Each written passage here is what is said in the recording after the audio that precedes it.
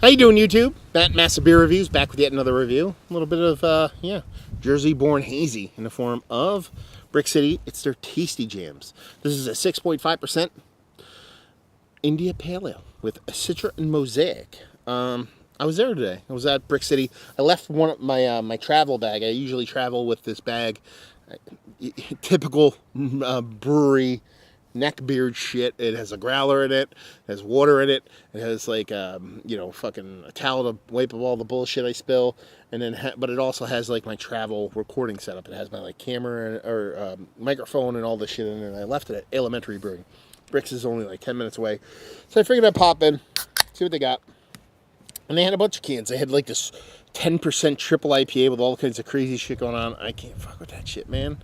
I don't mind. I shouldn't say I can't fuck with it. I fuck with that shit, but I got like a 2-ounce pour at the brewery just to taste it.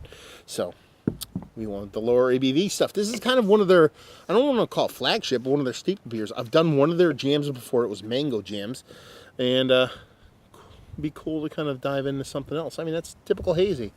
White as white could be head, super tight compact bubbles. Not too much going on as far as a creaminess or rockiness. It just has that rich density to it. Try to get the light for you guys.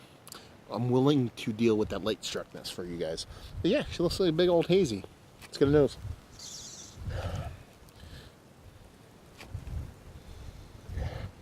It's honestly, it's running the gamut. You're getting a little bit of soft peachiness, getting that citrus with that orange and grapefruit, and a little bit of pineapple, and then you're getting a cantaloupe melon thing going on. So, across the board, it's Citra Mosaic. It's giving you those tropical fruits, the stone fruits, and that citrus. A very nice package. I think this is going to be one of those drop out all bitterness things, because while it is a soft generic bitterness floating around in there, it really doesn't come through anyway impactful. So I think it's going to be one of those classic New England style hazy IPAs. Let's dive in. Cheers. Yeah, I mean, that's what it is. There's a soft bitterness to it, but it's almost like you can tell they tried to strip everything out of there bitterness-wise. The mouth feels decent. A lot of times when you get those drop out all bitterness, it tends to come off a little bit thin for me. But it's quite nice. Those fruits, that fruit medley, that tropical stone citrus fruit running the gamut, even across the board. Nothing's really leading the way, but it kind of works. And it's got a nice sweetness to it. It's not even close to being overly sweet. This is a really good beer. This is actually like one of the best beers I've had from Brix City. It's weird because I have had to have this beer before. I've been to the tap room too many times, but I don't remember actually like having a can of it or a review. I know I didn't review it, but this is like weird because they do so many different beers. And they do like a lot of unique stuff. They do a lot of barrel-aged stouts. They had a classic wheat on today. They had a Keller beer, which I reviewed already. They had a bunch of different stuff. And I don't remember actually having this by itself in contemplating it. And this is honestly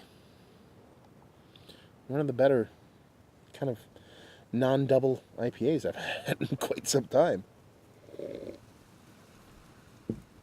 In the drop out all bitterness category. I like my bitterness. I like a ranky-danky beer. I like onions and garlic and fucking weed and all that stuff. But as far as that, that drop it all out as much as you can bitterness thing, the wrenches of the world, a lot of the kind of, some of the Trillium beers of the world, those kind of beers, I think this is pretty much up there. There's really not anything to say about it that's negative.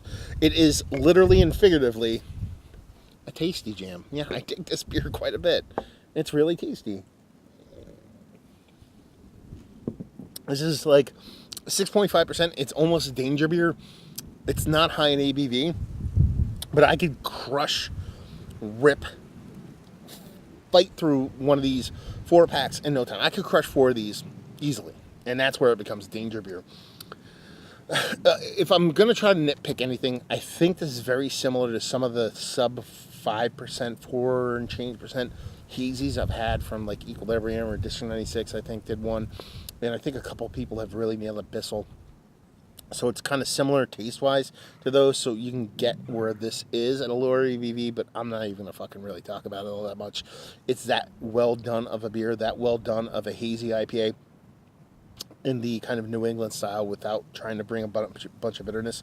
I think it should be up there. This is one of the best versions of that kind of beer in the market, and something that's pretty readily available. I mean, brewery only. I think they do small distribution, but this is good stuff.